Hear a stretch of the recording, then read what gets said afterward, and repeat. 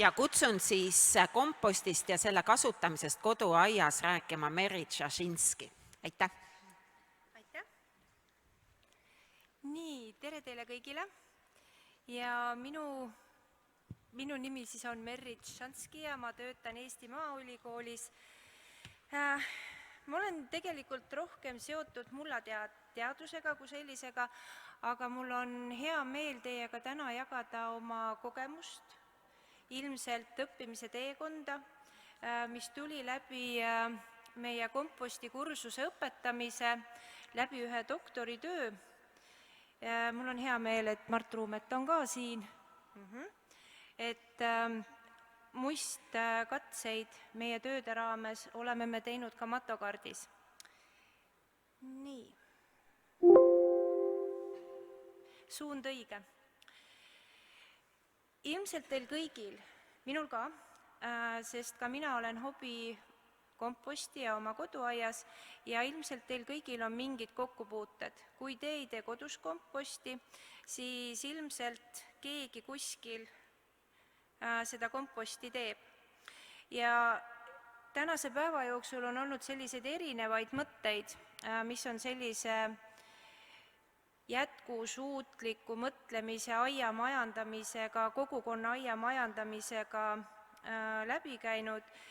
Nii et kompostimine, jah, ta on täna oluline ja kuidas me seda teeme, et ilmselt ma niivõrd palju detaili ei lähe. Küll aga ma räägin sellest,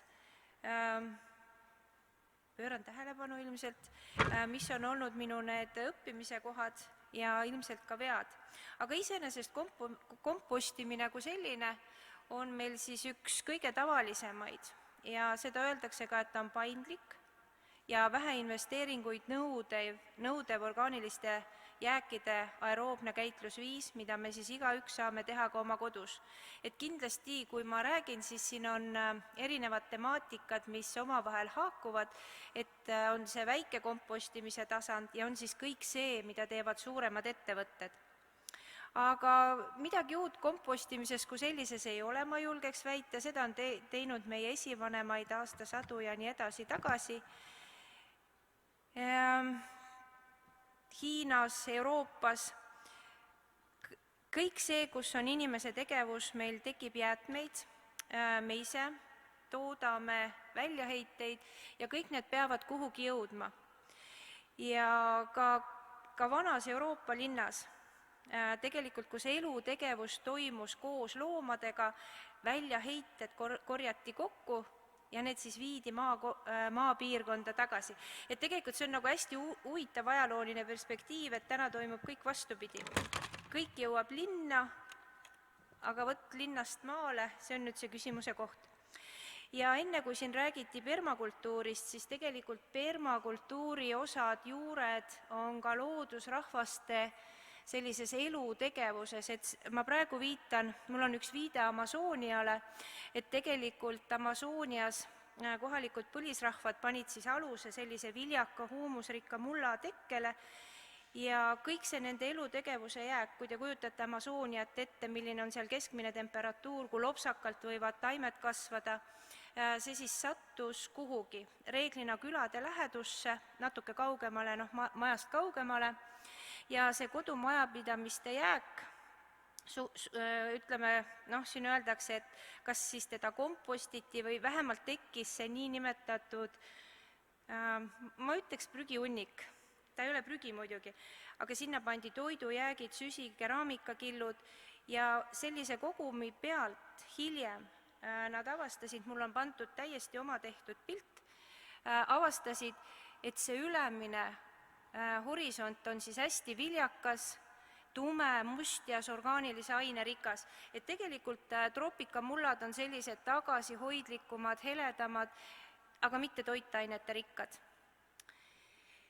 Ja sealt samast Amazonia kallastelt on teada ka hõime, kes ehitasid kuhikpeenraid ja nad ehitasid neid kuhikpeenraid ikka üle meetri kõrge ja ikka selle jaoks, et kui jõgi tõusis üle kallaste, et nad saaksid saaki. Et see määras ära nende ellujäämise ja hiljem, me räägime nüüd kliimamuutustest ja tänapäeval, mida räägitakse, on ikkagi see, et need Amazonia kaldad nii kõrgele enam ei tõuse, siis on ka sellist segadust, et kas neid suuri kuhikpeenraid peaks ehitama või mitte. Et selline tõsine töö. Aga muidugi need, kes ei ehita ja mõnel aastal saagist ilma jäävad, eks neil ole siis seda võrra keerulisem ka. Ja kompostimist kui üldse on läbi aegade propageeritud ja kompostimise, võib ikkagi öelda, et kõik see hea ja vana, mis kunagi on meil laua pealt läbi käinud, et seda tuleb ikkagi meelde tuletada ja käigus hoida. Nii et tegelikult täna me oleme ikkagi sellises olukorras, kus ühelt poolt kompostimine on ühiskondlik vajadus, natuke ka seadusandlik surve, sest varsti tuleb meil kõik langetada otsus, mis me teeme oma biojäätmetega, kas me oleme piisavalt targad, et neid kompostida, või siis, nagu rääkis eelpool kõneleja, paneme kompostrisse ja laseme siis omavalitsusel sellest väärtkraamist komposti teha, mis on ka variant ja see ei ole halb. Ja see, milline see meie kompost tuleb, et ta on kas siis väetis või mullaparandusaine, kuid igal juhul tuleb temast üks väärtkraam, mis on orgaanilise aine rikas. Ja tegelikult see kodukompostimine, ta võiks olla üks kõige suurepärasem tegevus, kui meil on siis vaja koduaeda saada orgaanilist väetist, sest lõppkokkuvõttes te ju ise kontrollite, mida teie ise panete ise enda kompostihunnikusse, ise panete, ise võtate. Eks ole, nii hästi kui te teete, nii hästi see protsess õnnestub. Vähemalt lähteained, ütleme niimoodi. No protsessiga on keeruline, eriti kui meil on siis nii kuivad suved, kui meil on. Me rääkisime täna hästi palju sellest talupoja tarkusest ja aineringe juures ilmselt on hästi selge see moment, et kõik see, mis toimub looduses, see on väga hästi korraldatud, aineringed on suletud ja loodus ise korraldab seda. Aga see moment, kui me tahame saaki, kui me eeldame, et kuskilt tuleb toit, me ju linnas, meil on toitu vaja, me viime need aineringed tasakaalust välja. Meil tekivad biojäätmed, me ise tekitame biojäätmeid ja nüüd on nagu küsimus läbi toitained, siin nagu midagi ei klapitu.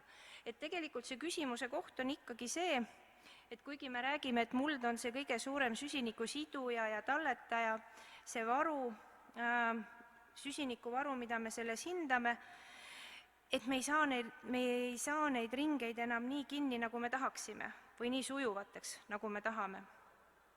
Nii et kompostil ja mullal on siin nagu väga, väga olulised seosed. Ja siin, kui enne räägiti, et kas võiks tekkida probleem selles, kui me paneme palju lehti lammimulda, siis ilmselt see lammimuld, mis seal Tartu kogukonna aias on, see tume, mustjas, orgaanilise aine, rikas, hästi lagunenud, seal ei teki probleemi. Seal on seda lämmastikku rohkem, mis siis puhverdab seda protsessi, aga kui meil on sellised klassikalised mineraalmullad ja me paneme tõesti sinna palju põhku, siis ega elusorganism tahab süüa ja ka mikroorganism tahab süüa. Nii et seal peab siis seda protsessi nagu natuke jälgima. Aga selleks, et orgaaniline aine satuks mulda ja muld saaks siis täita neid erinevaid ülesandeid, mis talle on pandud, et juurtel oleks kasvukeskkonda, et putukatel mulla elustikul oleks kus toimetada, et aineringed jällegi oleksid kinnisemad, kindlas suunas liikuvad, selleks meil seda orgaanilist ainet vaja ongi. Ja siia vahepeale üks väga hea näide kolleegidelt mulla teaduse õppetoolist, kes siis jälgivad pikaajalises orgaanilise aine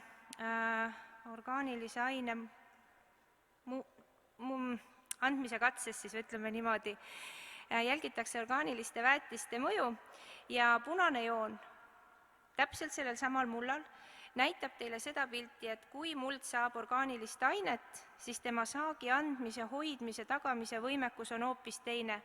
Et see punane joon on teistest kõrgem ja loomulikult, kui see mineraalne muld orgaanilist ainet ei saa, siis tema omadused ajas langevad ja kindlasti see annab tunda ka saagikuses. Ja kui me nüüd veel korraks vaatame, millest hea muld koosneb, ehk siis seesama mineraalne muld, tal on 45% mineraalosa, 20-30% õhku, 20-30% vett ja siis on see pisike sektor 5% orgaanilist ainet. Et see on nüüd see koht, kus selle lammimuldadega meil see vahe sisse tuleb. Lammimullad jällegi on orgaanilise aine rikkad, mineraalosa on ilmselt väiksem, mitte ilmselt, aga päris kindlasti, ja temal ei ole või temal just on seda puhverdusvõimet siis teistmoodi. Nii, ja nüüd komposti valmistamise kohta, kui rääkida, siis jällegi ma väga palju materjali viitaks sellele, et meil on väga palju head kirjandust täna meie ümber. Ja komposti valmistamine abiks väiketootjale on selline trükis, mis on siis ilmunud jälle meie Maaülikooli kolleegide poolt, Mait Kriipsalu, Anne Luik ja Elen Peetsman, nii et selline hea hulk tööd on kenasti kaante vahel, kus põhiprotsessid on kirjas ja see võimaldab täna minul natuke lihtsamalt ilmselt rääkida ka lähteainetest ja sellest, mis selle kompostiga siis võiks edasi juhtuma hakata. Aga head komposti lähteained, ehk siis see kõik, mis tuleb meie koduaiast ja köögist, see ongi hea kraam.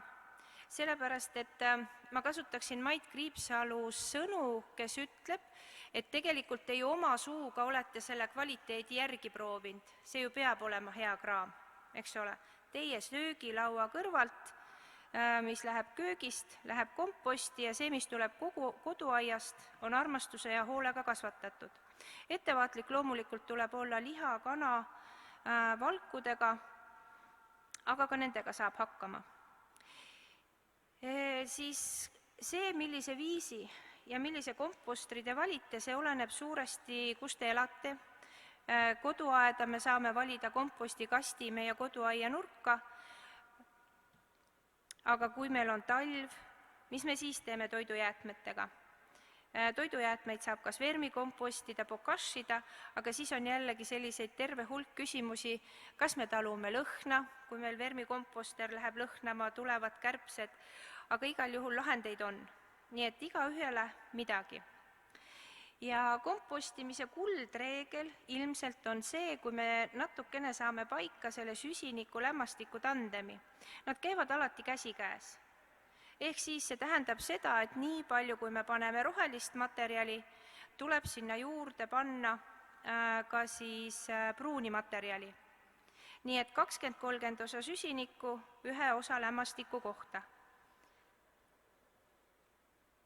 Et see on selline mõtlemise koht.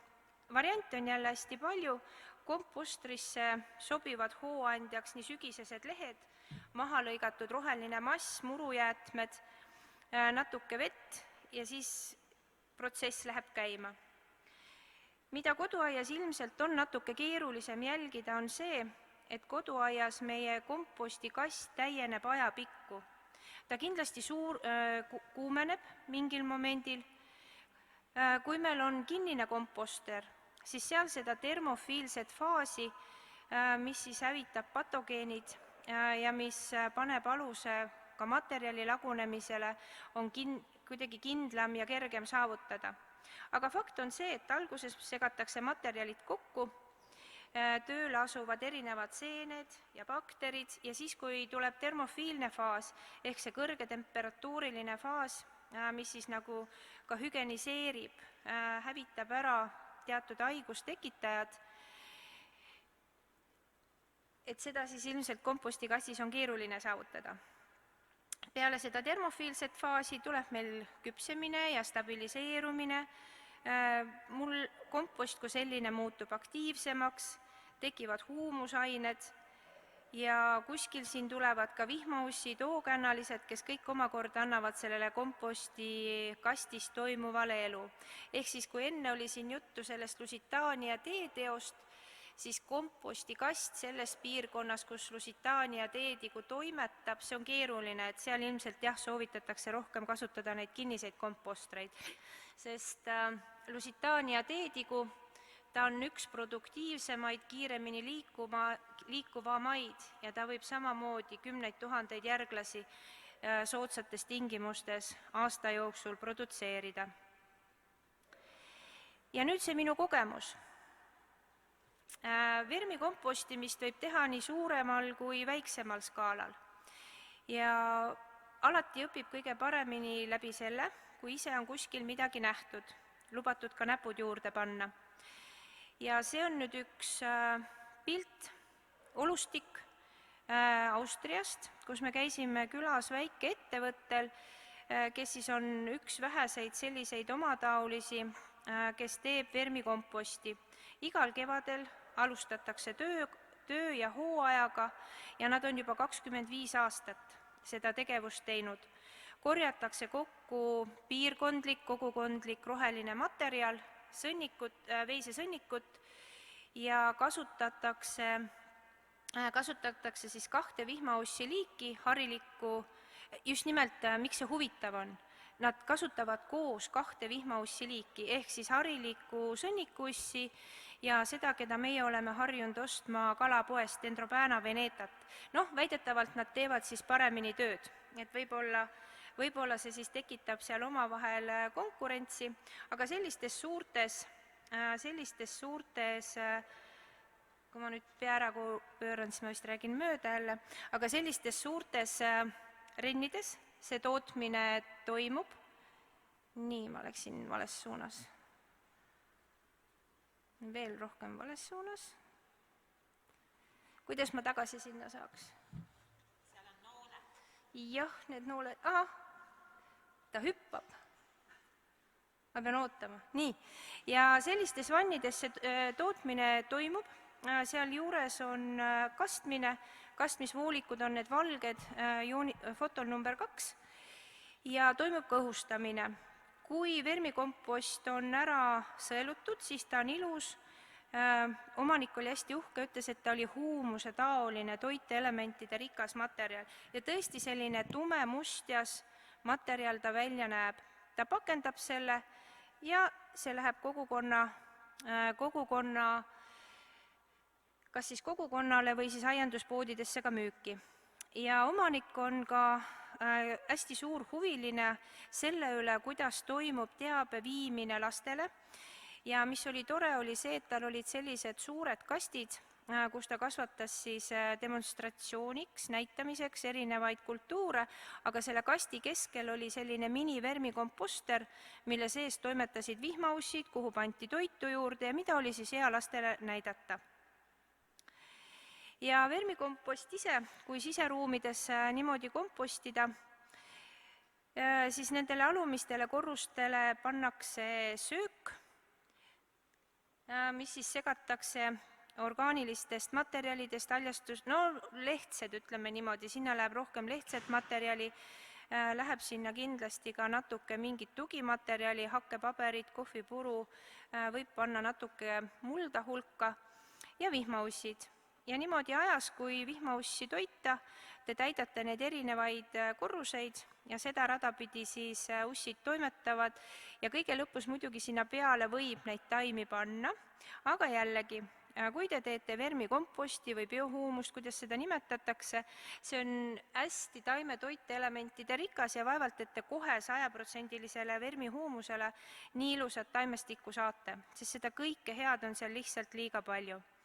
Aga vihmaussid on hästi tublid, vastupidavad ja toimetavad väga hästi, kui temperatuur on 18–25 kraadi ja keskelt läbi on siis soovituslik kuskil 500 grammi vihmaussi 1 ruutmeetri kohta. Segu peab olema niiske kuni 80% ja väga hapud siis vihmaussi ei taha.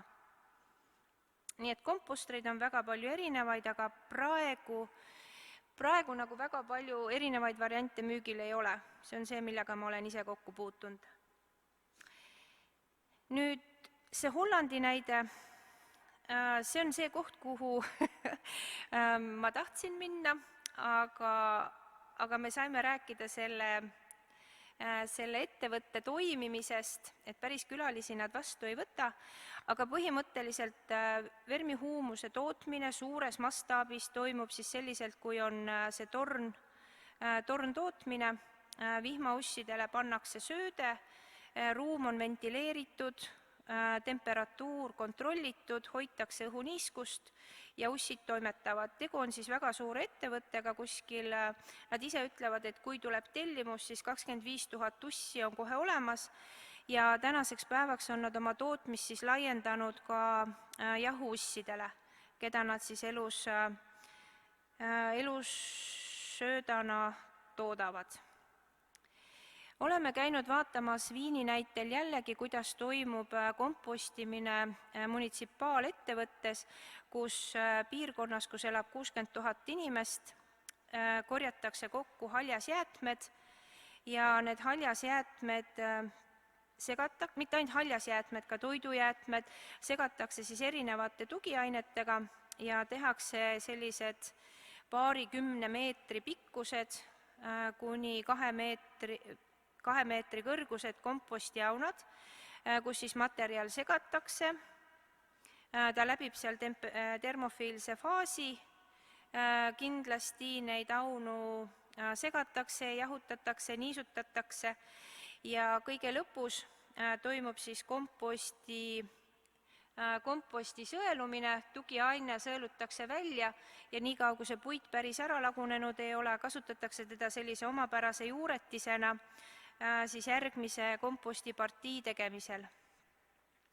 Ja siin on siis näide sellest, kuidas meile õpetati, et kompost ja kompostiaun on selline väga oluline kogum ja koht, kus toimub selline müstiline lagunemine ja me kontrollisime gaaside eraldumist, kas siis gaasid on tasakaalus või mitte ja te näete, et komposti segaja, kes praegu teeb tööd, ta jahutab ka segamise käigus seda kompostiauna, et seda temperatuuri allapoole tuua. Ja kui see kompost on valmis, ta on lõpuks sellise tume must ja lõhnaga, värvus on tume must ja see lõhn peab olema neutraalne ja hea, ehk siis meenutama natukene ka mullalõhna. Et see on jälle selline võtmeküsimus, et mida halvema lõhnaga kompost on, see näitab, et kompost ikkagi veel toimetab. Siis väga hea näide kompostimise kui sellise kohta, kus me nüüd ise olen ka käinud ja mida meile näidati, oli see, kuidas terve Viini linnast korjatakse kokku biojäätmed. Loomulikult see ei ole teps mitte lihtne protsess, sellepärast et biojäätmete hulka panevad inimesed ka kilepakendis olevaid salateid ja lilli ja sinna trehvab ka plasttopse, aga iseenesest, kui te mõtlete, et 1,97 miljonit elanikku ja keskeltläbi 100 000 tonni ainult haljasjäätmeid tekib igal aastal, siis see ettevõtmine on äärmiselt oluline. Ja Viini linna näide on nagu selles mõttes huvitav, et linnast kokku korjatud kõik need haljas biojäätmed, mida kompostitakse, see kompost, mis seal tekib, seda müüakse eraisikutele, aga linn ise kasvatab köögivilja, mis siis jõuab hiljem linnaelanikele nagu tagasi, nende toidulauale. Et see on nagu üks selline ilus näide, kus üritatakse jällegi seda toitainete ringet kokku poole saada, et meil on Eestis ka veel häid näiteid selle kohta. Ja millega siis mina natuke rohkem tegelen, on siis see, et seda komposti kvaliteeti tuleb ajas testida. Ja üks väga hea indikaator kindlasti on taim. Ja kui tavapärane praktika on see, et kui kompost läheb müüki, siis ta on testitud, ta on sertifitseeritud, tehtud on keemilised analüüsid põhilistele agrokeemilistele näitajatele, võõrised on kõik välja analüüsitud, aga siis on sellised huvitavad asjad, kus tegelikult on vaja teada, mida näitab keemiline analüüs ja mis lugu see taim räägib.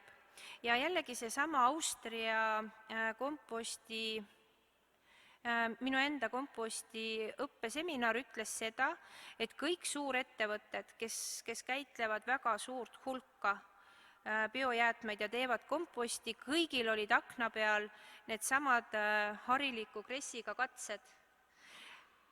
Nii et ju siis seda tuleb teha.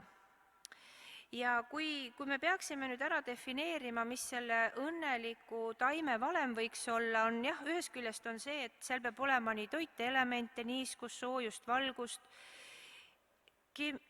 keemiat, aga see aga-koht, et kui keemiline analüüs on paigas ja kui see agrokeemia tegelikult ei ütle meile, et võib olla veel midagi, et ma jätan kõrvale ja ma jätan teiste inimeste valdkonda, kuhu see kuulub, kõik need antibiootikumid, mis iganes meil võivad läbi käia sette põhjal tehtud kompostidest.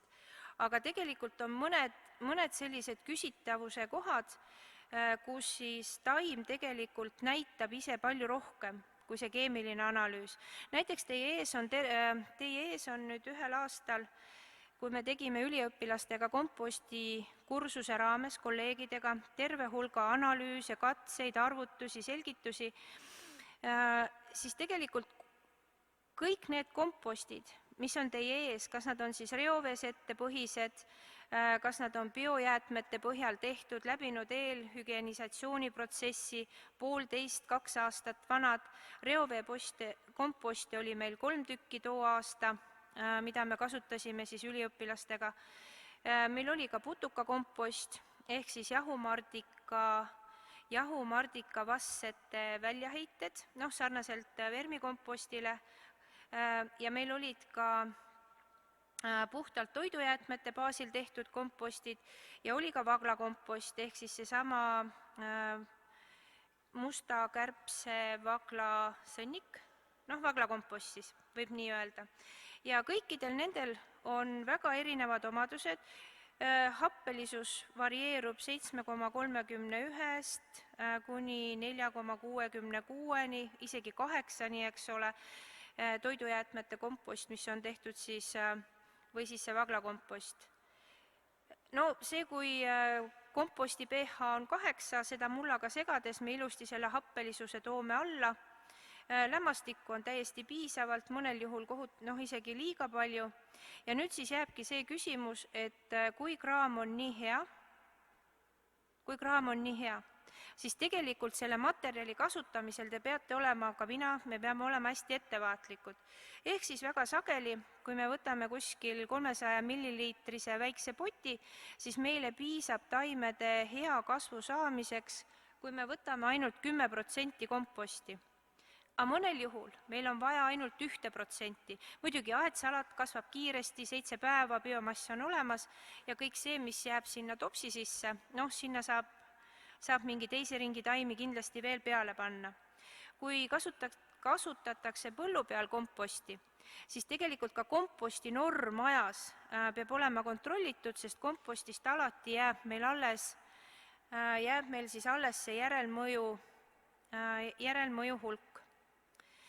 Ja järgmisena on teie ees siis vaglakompostiga tehtud katse. Me võtsime 100% mineraalmulda, 100% vaglakomposti ja tegime segu 10% vaglakomposti ja 90% mullaga.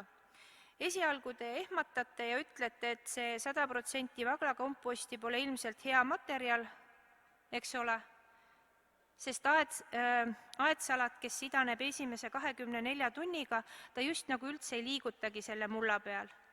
Aga küsimus on lihtsalt selles, et elektrijuhtivus on niivõrd kõrge, toite ja soolasid on niivõrd palju, et see ongi seemne jaoks liiga palju. Ja tegelikult seda komposti oleks pidanud võtma antud katse jaoks ainult 1%.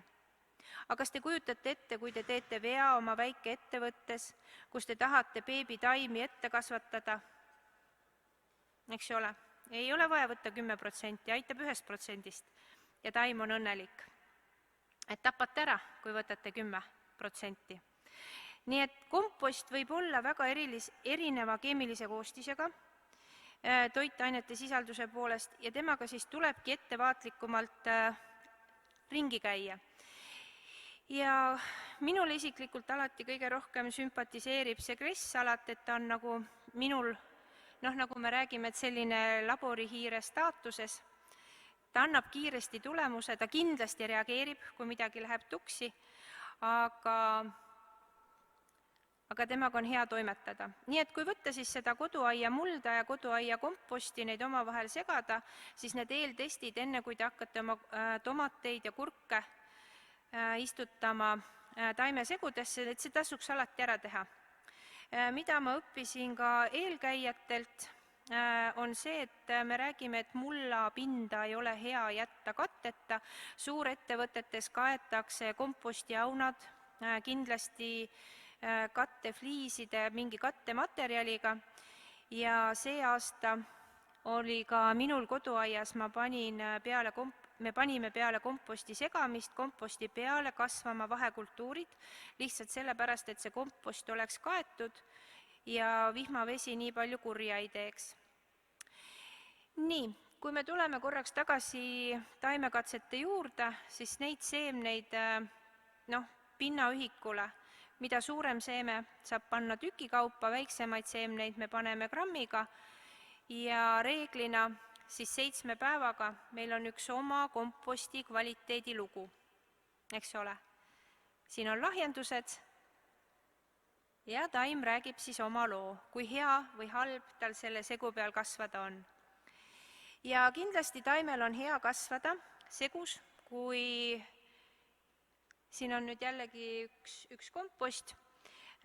See lugu ilmus ka maakodus mingil ajal, nii et need pildid või koduaias, need pildid on seal kenasti üleval, et tegelikult see taimestik peab moodustama ka sellise põhjani, taimepoti põhjani välja ulatuva juurestiku. Ja variantide vahel, kas 18 või 38 grammi, et see siis alati on nagu see väljund, et mida me tahame, biomassi, õit ja nii edasi. Siin on nüüd selle toidujäätmete baasil tehtud komposti lugu, kus jällegi 100% komposti oli liiga äkiline, ka kompost ise oli liiga noor ja sellepärast need taimed siis hästi ei idanenud. Ega seal muud nagu väga valesti ei olnudki. Ja siis mul on see minu lemmikslaid, et aastal 2021 me testisime jälle komposti, tegime 5 varianti ja 4 kordust ja ühes potis on meil 0 taime. Mis te arvate, miks?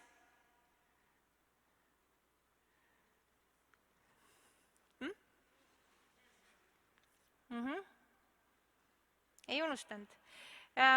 Mis iganes seal põhjuseks oli, me võtsime pärast selle poti lahti ja see 4 seemet seal poti sees tegid kollektiivse otsuse, et nad kõik koos ei idane. Tegu oli aetoaga, aga mis seal vussi läks, seda ei ole varem juhtunud ja ei ole nüüd ka hiljem juhtunud, aga mõnikord läheb ka nii. Aga igal juhul te näete, et ka uba siis 8 päevaga, kui üldjuhul kõik on kenasti, moodustab väga ilusa juuremassi. Ja nüüd tuleb siis see lugu, mida need taimed räägivad, on tegelikult üks osa meie doktorandi tööst, kus me uurisime, kas ka kalaga saab midagi teha. Ehk siis Võrtsjärvel kalurid, kui nad teevad kaaspüüki, siis kaaspüük on see osa kalast, mis kas visatakse vette tagasi, mis on väiksemahuline ja millega on keeruline toimetada. Kala läheb hästi ruttu roiskuma ja siin meil tuligi appi matokart niimoodi, et kaaspüügi me siis komposteerisime erinevates etappides koos matokardiga. Mina olin ainult esimese etapi juures, kui auna kokku segati ja jällegi me saime väga hea tulemuse. See esivanemate tarkus, et kala sobib panna tomati alla, see peab täiesti paika ja siin oli terve suur lugu veel juurde, kuidas täpselt me selle kalakompostiga lõpuni saime, aga igal juhul tulemus kui selline oli väga hea. Nii et kui nüüd kiirelt teha veel selline kokkuvõte, siis see kõik, mis toimub nagu koduaia tasandil, kõik see, mis läheb teie kodust kompostrisse, kompostima, seda te saate ise kontrollida ja kui ekstreemsused välja jätta, siis tegelikult edu on täiesti käega katsutav ja kodune kompost täiesti tehtav. Aitäh!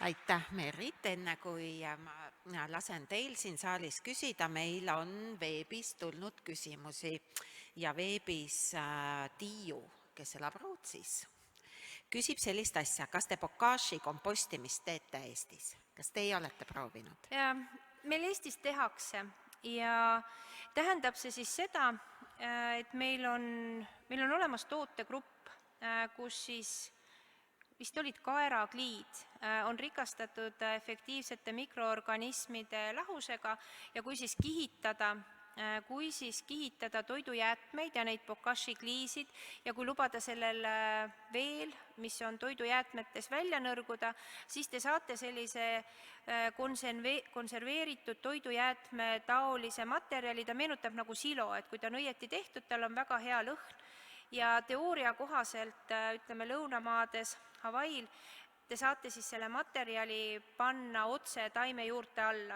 Jah, see toimib. Paljud seda ei tee. Mina teen. Jaa, et see täiesti toimib, seda saab toimetada ja seda saab täiesti lõhnavabalt teha, aga ainuke paha asi, kas ta on nüüd paha asi, ma loodan, et ka nutikad Eesti teadlased varsti tulevad selle peale, kas meil võiks mingi see oma toode olla. Praegu me ostame sisse ja me oleme natuke nagu sõltuvalt, et seda toodet ei ole ka iga kord müügil ja igaüks ei oska neid bokashi kliisid niimoodi teha, kuigi ikka seda õpetatakse. Ma küll ütlen selle lõhnavabaduse kohta, et ta ei ole lõhnavaba. No mul on õnneks läinud siis. Ei no ses mõttes, et kui sa võtad selle kaane pealt ära ja täidad, siis sa tunned seda lõhna. Et see on, siis on tulnud... Härra Peep Peedu on väga kompostist ja huvitatud, kus Eestis uuritakse orgaanilist väetist, seal hulgas ka inimsõnniku kasutamist.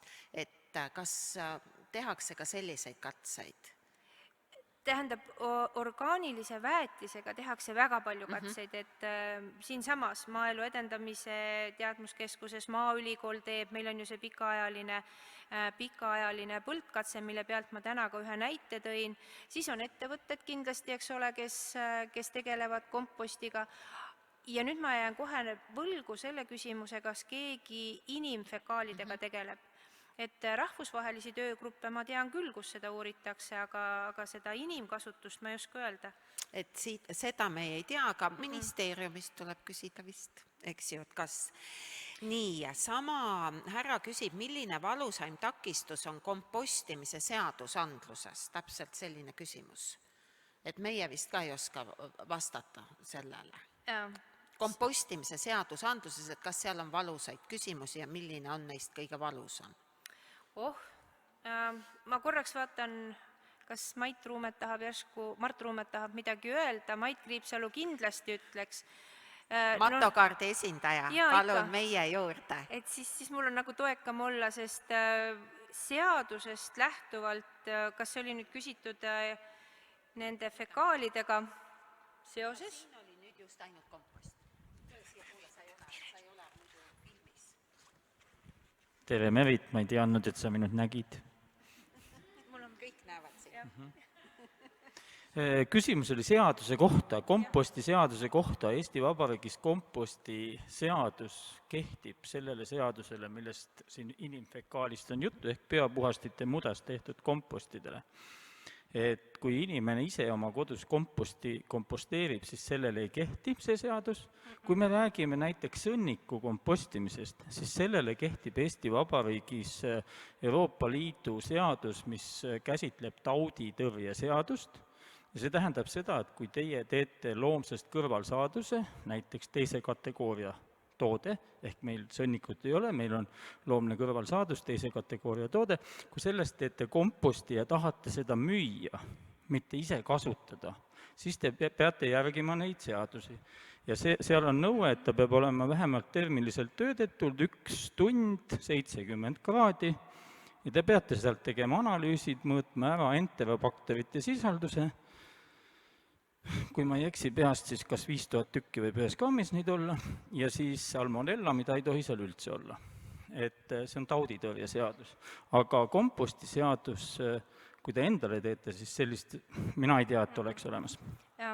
Mina ka ei tea, aga küll ma tean seda, et meie suuremad suuremad kompostitegijad, nemad kasutavad hügienisaatorit, et siis täita seda nõuet kuuma temperatuuriga eeltöötlust. Ja siis on selline tore küsimus, hästi töötav kompost eraldab soojust. Kas Eestis, näiteks ülikoolis, on katsetatud komposti kasvuhoone kütmisel? Sellist kütet kasutab näiteks pisike Süvahavva loodustalu aastaid. Väike reklaam ka. Meie konkreetselt ei ole, et sellega on olnud arutelu, aga kuna meil ei ole ka kasvuhoonet, siis ilmselt seda saaks teha, aga konkreetselt me ei ole. Sina oled, Mait? Ma võin nüüd kommenteerida. Kui me räägime soojusest, mis kompostist eraldub, siis komposti valmistamisel on 2 eesmärki. Üks on bioloogilise jäätme hävitamine või komposteerimine ja sellest saada mingit tulemust. Teine on kvaliteetse komposti saamine. Et oleneb sellest, millise eesmärgi te endale püstitate. Igasugust orgaanikat on võimalik komposteerida, see, mida loodus on kasvatanud, seda on ka võimalik lagundada.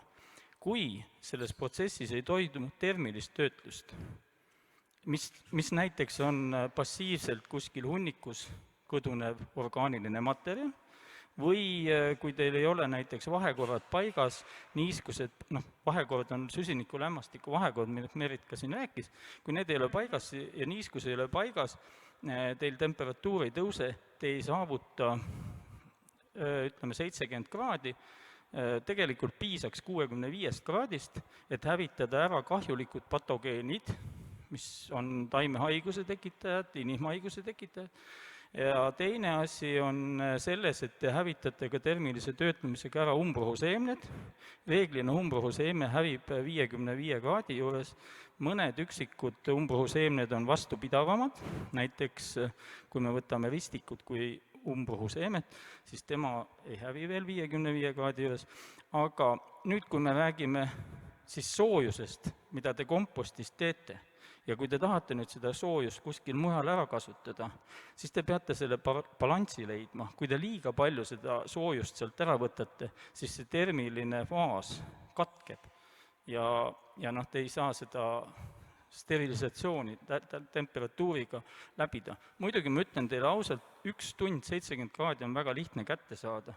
See, kui teil on kõik süsiniklämmastik paigas, niiskusprotsent paigas, siis te saate seda lihtsalt kätte ja sealt tõesti jääb soojust üle ja sealt on võimalik seda soojust kasutada.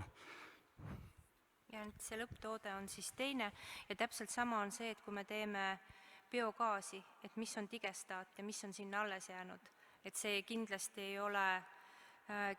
ei ole see materjal, mille kohta me ütleme kompost, sellepärast me nimetame teda digestaadiks, aga jällegi, et seal on terve hulk asju, mis sealt on ära kasutatud, muidugi seal on ka aeglasemalt lagunevat süsinikku, aga jah, jällegi, mis on see materjal ja mis on protsessi eesmärk.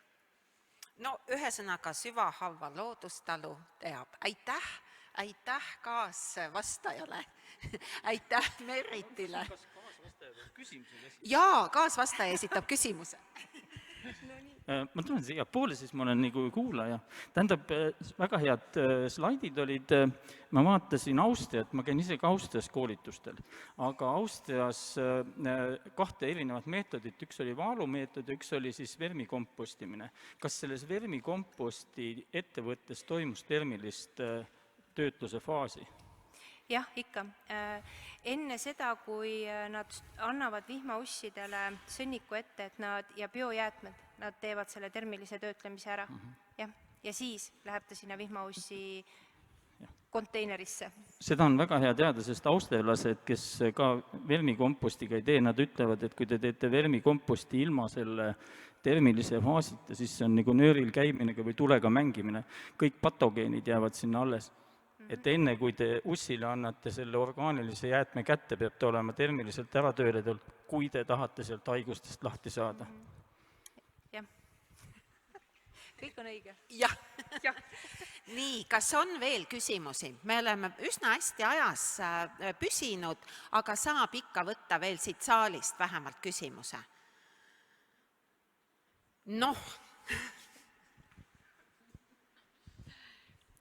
Kuidas seda lämmastiku ja süsiniku nii-öelda tasakaalu või nagu vahekorda siis kõige paremini on võimalik jälgida kodustes tingimustes. Jaa, ei, see vahekord oli ju, et lämmastikku on nii-öelda mingi väga väike protsent. See on siis niimoodi, et kui te panete ainult murujäätmeid, siis sellest jäätkraami ei saa. Te peate sinna vahele midagi pruunimat panema, kas siis oksi, lehti, vanemaid lehti. Et tegelikult kogu kunst, koduaias kindlasti on keeruline see, et kui on hooaeg, siis on valdavalt ühte sorti asju, eks ole. Ja mis te sinna vahele panete, et kas seda väiksemat puiduhaket või te teete näiteks seda õunapuudel on ka see suvine võrastiku korrigeerimine, et kuskilt peaks seda süsinikurikast materjali tulema. Et jah, see on keeruline, sest kõik, kes toimetavad aias, me teame, et on teatud hooajad ja hooajale on siis teatud materjal tüüpiline või siis varute targalt ja teadlikult, sest tegelikult see koreseline materjal, see ka õhutab seda komposti hunnikut, eriti koduaias, et seal te segate paar korda aastas, mitte võib-olla nii nagu suurettevõtjad vastavalt vajadusele. Nii et ma soovitaks läbi mõelda, kombineerida ja natuke ette mõelda. Ja siis on see, umbes täpselt. Jah, et mina ütlen ka, et kompost, see on nagu koduloom. Tegelikult, et sa pead mõtlema, mida sa talle süüa annad, et sa pead temaga tegelema, kas just igapäevaselt. Aga lehti eraldi korjata, et siis saab suvel vahele visata. Et ega ma ka omast arust olen nagu õppinud, aga alles nüüd hakkan järje peale jõudma. Siis kui nagu 13-14 aastat on koolist möödas. Et ikkagi sellega tuleb tegeleda ja mujal maailmas sellega tegeletakse, et läänemaailmas inimesed niimoodi lõdva käega ei osta ikkagi puhast turvast kottide kaupa oma aeda üldjuhul, et teevad hästi palju ise. Vot nii. Aga aitäh kõigile osalejatele.